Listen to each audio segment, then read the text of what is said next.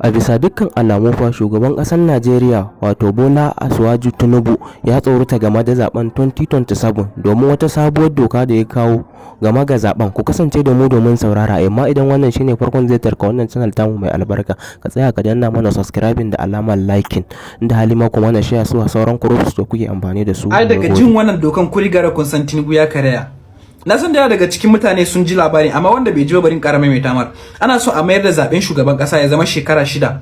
Wato kowane tenuwan shugaban ƙasa zai zama shekara 6 instead of shekara 4. Amma kuma idan kai shekara 6 nan ka riga da ka gama, wato ba za sake zaben ka ba. Wato ka gama terms naka, ka gane?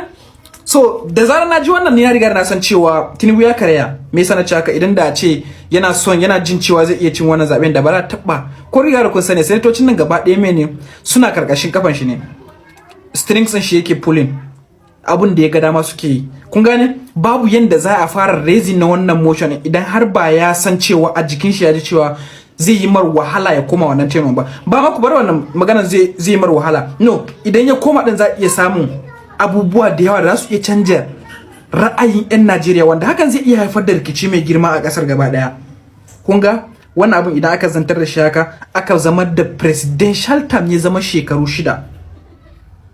Shikenan sai a gama rusa kasar gaba daya. Duk wani activist ina mai baku ina mai gargadin ku, duk wani activist da ya san cewa yana magana akan bawon Allah nan, ya har bawon Allah nan ya wuce akan shekaru 6, nawa for you ta riga ta kare mana. I'm not an activist by the way, ni ba activist bane. Abu ne kawai idan ya faru ni nake zuwa na faɗa, sabida ni bana shiru idan abu bai mun daɗi ba. Aka ce duk wanda har ya shiru a lokacin injustice to ya san cewa he have already sided with the oppressors. Ya riga da ya siding a gurin waɗanda suke zuwa suke cin zarafin mutane, sabida haka I don't choose their part. Kun gane, shi yasa nake zuwa na yi magana kai. So abin da nake son ku yi focusing akai shine wannan presidential term. Idan har aka ƙara shekara 2, kusan cewa wannan ƙasar gaba sai ta zama kamar Afghanistan, wanda za a ce maka da yake za a tura maka mail a ce maka may this mail find you before I do. Billahi lazi haka rayuwar yanzu ba ana GTA ba, rayuwar GTA ake a Najeriya ba, to gaba ban san wani kalar rayuwa za a koma.